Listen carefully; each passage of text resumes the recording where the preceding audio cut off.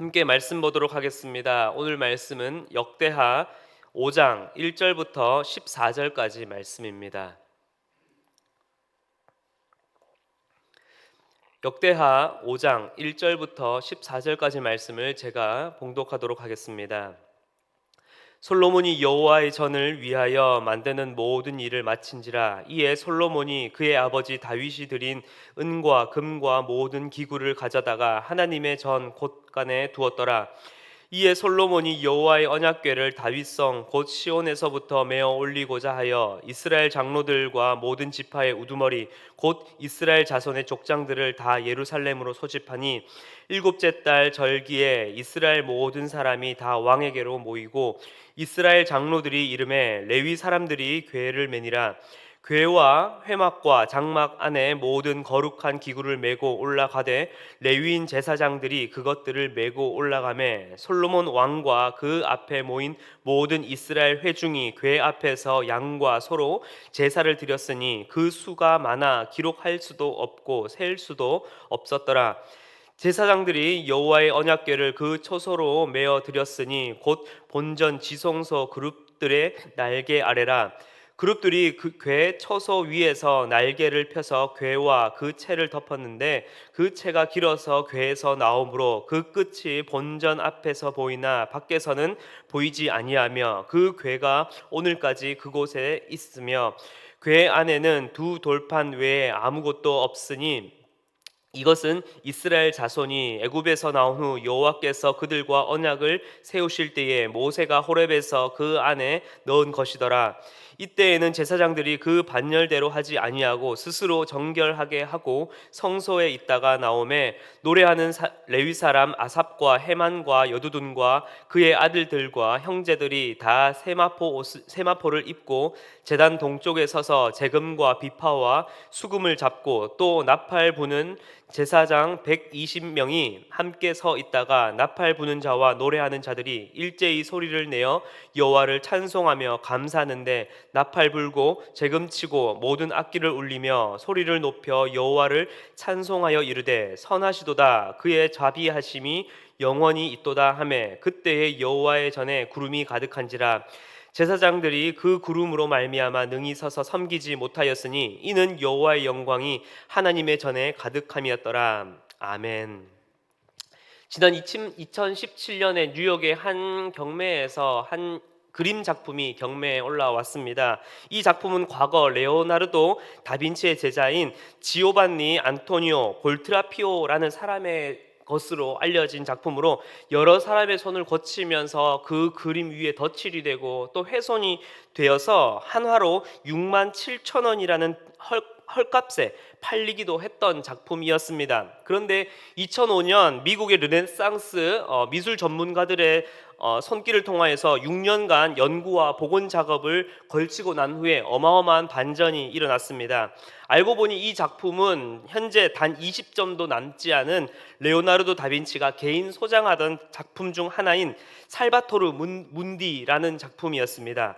그래서 이 작품은 전 세계에서 가장 비싼 그림으로 이 앞서 말씀드렸던 2017년 위 경매에서 한화로 5,340억 원의 최고가로 낙찰이 되었다고 합니다. 그리고 나서 이 작품에 대한 대우가 어떻게 바뀌어졌는지 아시나요? 이전에는 함부로 덧칠도 하고 또 훼손도 되었던 그때와는 전혀 다르게 이 작품의 가치와 그 가격이 공개되고 또 그것이 낙찰된 후에는 이 살바토르 문디라고 하는 작품을 운송하기 위한 전용 비행기까지 대절되어서 그 작품이 낙찰자에게 또한 운송이 되었다고 합니다. 작품의 진정한 가치를 알지 못하면 그 소중함은 전혀 알지도 모른 채 함부로 대하게 됩니다. 그러나 그 진짜 가치를 알게 된다면 어떠한 방법으로도 그 가치에 따라 가치 있게 대하게 될 것입니다. 오늘 말씀에서 솔로몬의 성전이 완공되게 되었습니다. 그리고 하나님의 임재를 상징하는 언약궤가 예루살렘 성전으로 오늘 말씀 속에서 들어오게 됩니다. 이전까지 언약궤는 안타깝게도 광야 후에 이리저리 옮겨 다니는 떠돌이 신세였습니다. 블레셋 사람들의 손에 넘겨지기도 하였고요. 또 소위 천막 안에 놓여져 있기도 하였습니다. 그러나 언약궤는 더 이상 떠돌이 신세가 아니라 그 본연의 자리인 바로 하나님의 거룩한 성전의 그 지성소 두 그룹의 날개 아래 오늘 말씀에서 바로 안착되게 되었습니다. 솔로몬은 과거 자신의 아버지였던 이 다윗이 이 언약궤를 함부로 옮기면서 저지른 그 실수를 잘 알고 있었습니다. 그래서 솔로몬은 그 어떤 것보다도 하나님께서 정하신 규례에 철저히 순종하여서 이 언약궤를 옮기게 됩니다. 그래서 언약궤를 옮길 때에 지켜야 할 것이 있습니다. 첫째로는 아무나 언약궤를 옮겨서는 안 됩니다. 언약궤는 왕이라 해서 마음대로 옮기고 마음대로 자기 명령대로 할 수 있는 것이 아니라 하나님께서 명하신 그 규례대로 레위 제사장이 메어서 옮겨야 합니다. 그래서 오늘 말씀에서 4절, 5절, 7절에서 계속해서 말씀에서는 반복하여서 성경은 제사장들이 언약궤를 메었다라고 3번이나 반복해서 강조해 주고 있습니다. 두 번째로 언약궤는 함부로 손을 대어서는 안 됩니다. 과거 다윗이 이 언약궤를 옮기던 중에 웃사라고 하는 자가 이 언약궤에 손을 대어서 죽었던 사건이 있었습니다. 그래서 솔로몬은 거룩과 정결을 지키기 위해 출애굽기에서 명하신 그 말씀대로 궤의 고리를 막대기에 꿰어서 앞서 말씀드린 대로 이 레위 제사장들이 어깨에 메어서 운반하도록 하였습니다.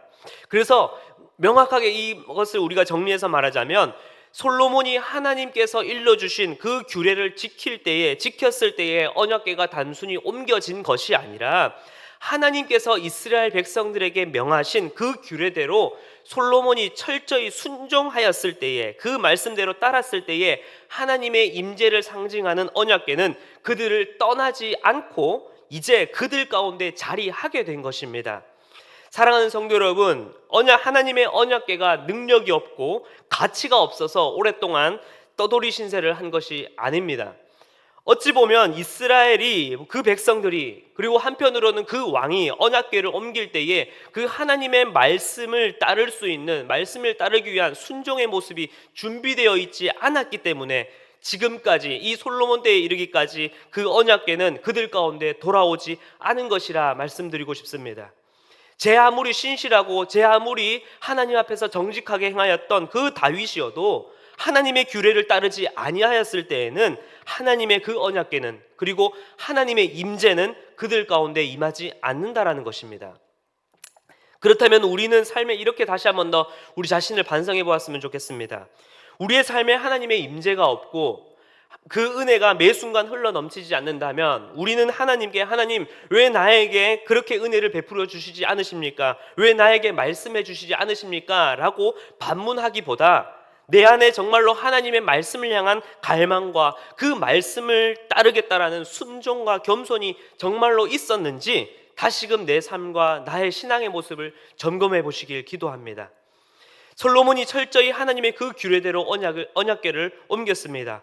그때 그 궤가 이제 예루살렘 성전에 안착이 되었고 이제 제사장들이 그 성전 밖으로 나오게 됩니다.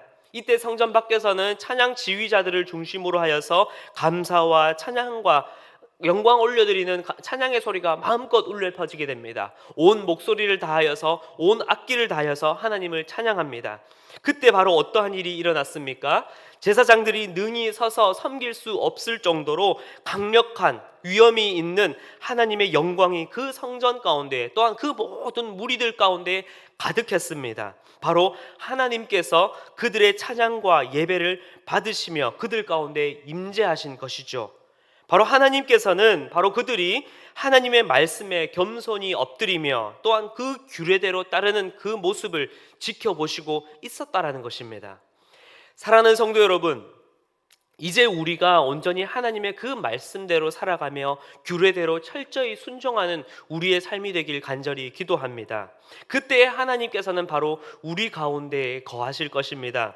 그리고 그 여호와로 말미암아 기뻐하며 감사와 찬양이 우리의 삶을 가득 채울 때에 우리 가운데 계시는 그 하나님께서는 우리의 삶에 놀랍게 역사하시며 임재하시며 일하실 것입니다.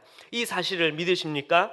이 놀라운 임재가, 이 놀라운 역사하심이 오늘 하루 가운데 가득 넘치길 기도합니다. 말씀을 마무리하겠습니다. 하나님께서는 지금 우리에게 바로 예수 그리스도 그 놀라운 이름을 우리에게 허락해 주셨습니다.